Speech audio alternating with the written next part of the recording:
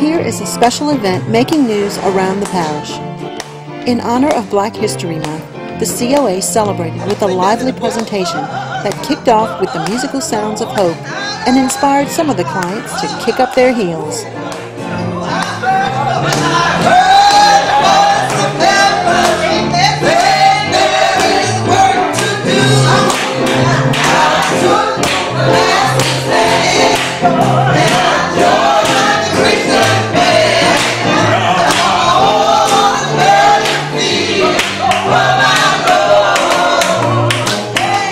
So today we have our theme, African American History, our heritage.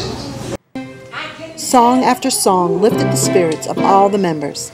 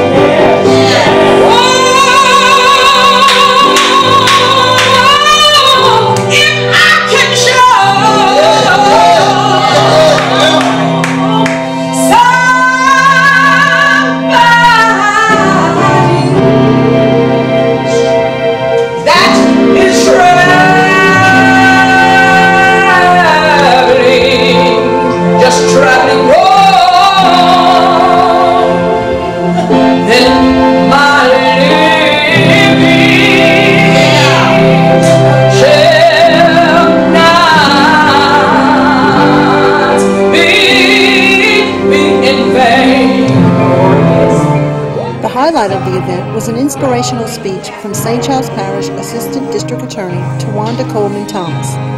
And I stand before you today in honor of Black History Month. And we honor many Black Americans who have accomplished so much.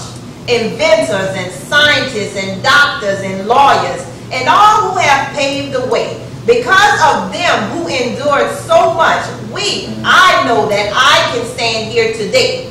Because of them, we can even say that we have the first Black African-American president, President Barack Obama.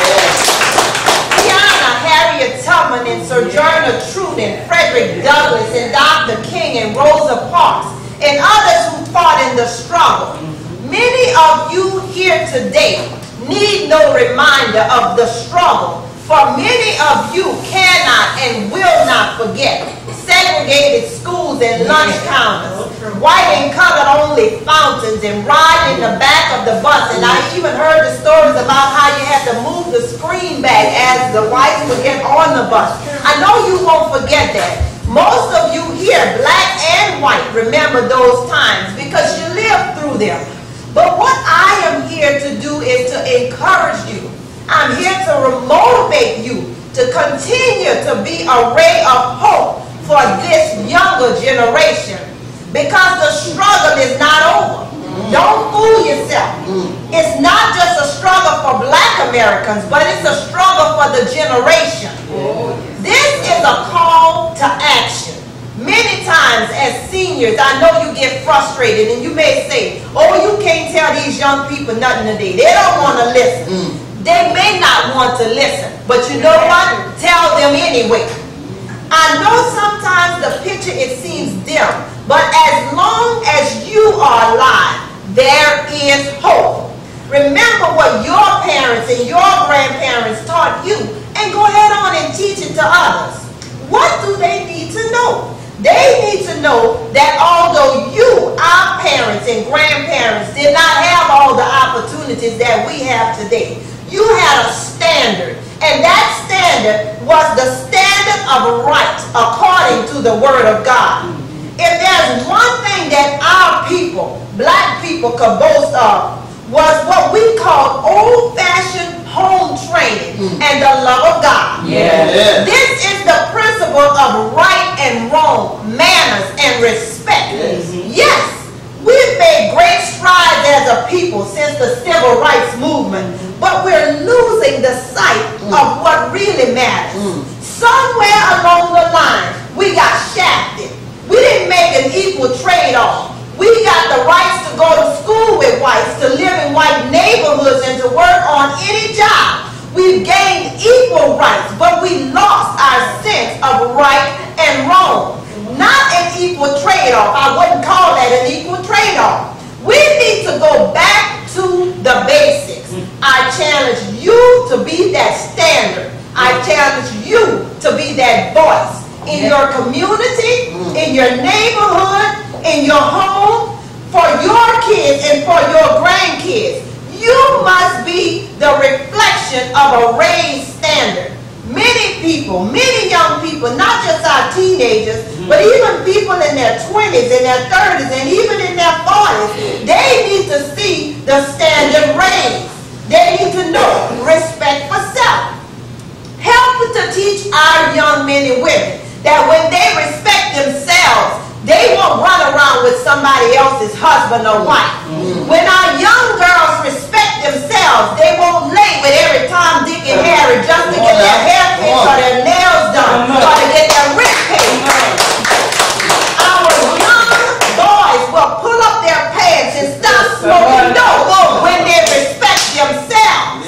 They need to learn respect for others. Our kids won't be able to walk in the room without saying good morning or how you doing. And they'll know how to answer their parents and how to answer you. Yes, ma'am, and no, sir. When they learn respect for others. Respect for community. Even if we don't have a big house on the hill, we can keep the grass cut and the yards clean around the one we do have. That's when we respect community.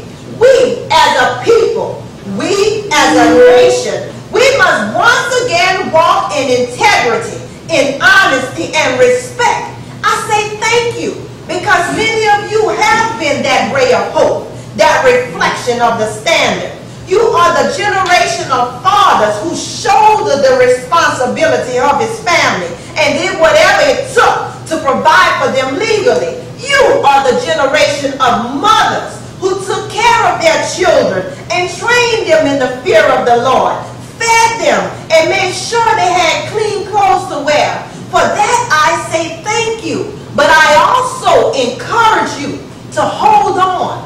I encourage you to speak up and don't give up. Because remember, without the light, the reflection disappears. You can continue to make a difference. You can change this world. You can be that agent of change that even President Obama talks about. Many of you will never get to go to Washington, D.C. Many of you will never grace the halls of Congress.